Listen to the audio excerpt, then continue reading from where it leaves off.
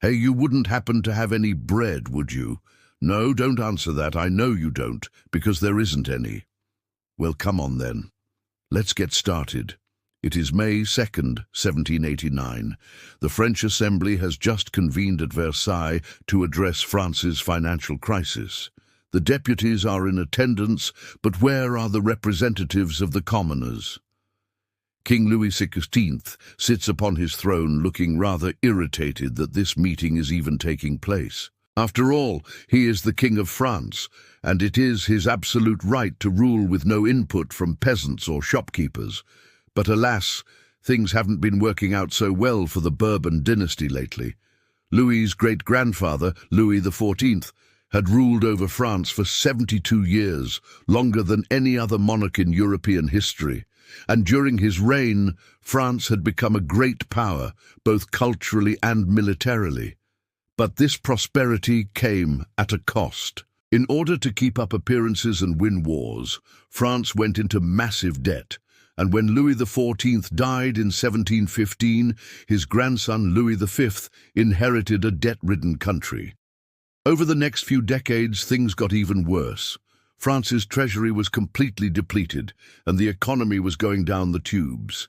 So in 1787, Louis V decided to call an assembly of notables, an elite group of aristocrats and high-ranking clergy whose job it was to approve new taxes. But they refused unless an assembly representing the people was also convened, which is why here we are.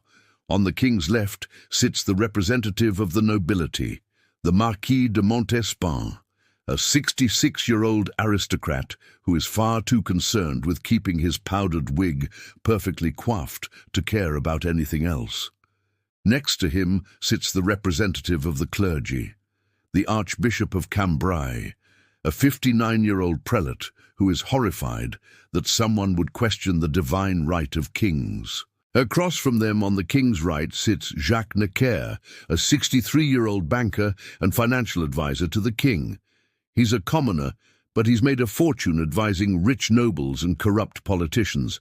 And finally, there's the representative of the people, Emmanuel Joseph Sieyès, a 54-year-old clergyman who's spent most of his life writing books about the Catholic Church. He's a reformer who wants nothing less than a complete restructuring of French society. You can already tell that these men are not going to get along, so let's see how their debate plays out. We'll call it Who Governs France? Okay, let's play a quick game. Take a good look at the characters and try to guess what nation they're from. What are some characteristics you notice about them? They're all wearing wigs. They seem to be sitting in a formal room. Ah, yes, they're undoubtedly from a nation in Europe. Oh, and I almost forgot, they're all men. What's that? You said France. All right, here's a harder one. Take a good look at these three guys and try to guess what year they're from. What are some characteristics you notice about them? They're all balding. Their clothes look pretty fancy, but they also look kinda goofy. Ah, yes, they're undoubtedly from a time before the 20th century. Well, if you guessed the 18th century, you'd be correct. But don't feel too bad if you didn't get that one. Most people in 1789 wouldn't have been able to name the year either. After all, calendars hadn't been standardized yet. The French Republican calendar started in the year 1792, and it wasn't until the 19th century that the Gregorian calendar became widely used across Europe. So if you were living in 1789, you might refer to it as the year 2 of the Revolution. Or maybe you'd say it's the year since the storming of the Bastille. Or perhaps you'd count the years from the coronation of Napoleon. Because in 1789, people didn't just celebrate New Year's once a year, they celebrated it 3 different ways. But why? Why did the French Revolution have its own calendar? And how did it go from a constitutional monarchy to a republic to an empire and back again? Well, it all began with the financial crisis of the late 18th century. When Louis XVII called the Estates General in 1789, he hoped to raise taxes on the peasantry and reform the French economy. But he quickly found out that the Third Estate, the largest and most powerful group in France, wasn't having it. Led by intellectuals like Emmanuel Joseph Sieyès, The Third Estate demanded more representation in the Assembly and greater voting power. This led to a political crisis, and in June 1789, the Third Estate declared itself the National Assembly, vowing to create a constitution for France. Soon after, they were joined by members of the clergy and the nobility, and together they formed the National Constituent Assembly. But while the revolution was going well for the framers, it was going poorly for the bakers. After all, everyone knows that the revolution started because of a bread riot.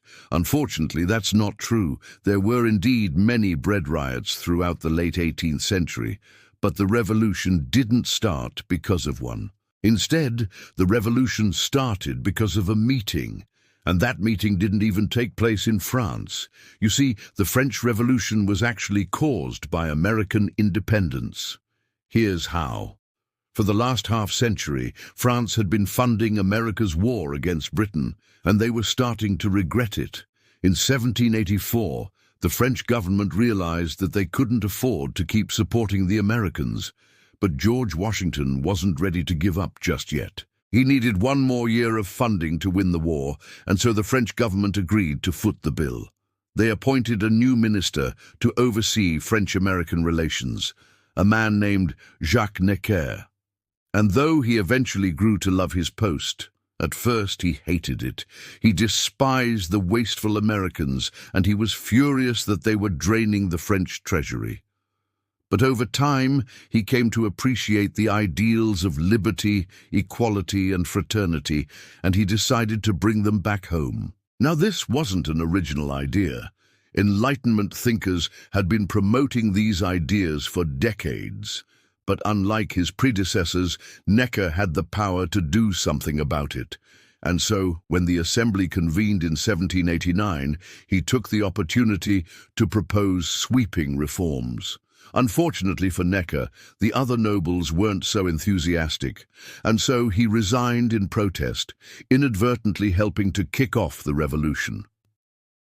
After Necker's resignation, the Assembly was deadlocked between the conservatives and the reformers. On one side, you had guys like the Archbishop of Cambrai, who wanted to maintain the old order, and on the other side, you had guys like Cisse, who wanted a radical restructuring of French society. But then suddenly, a voice cut through the chaos.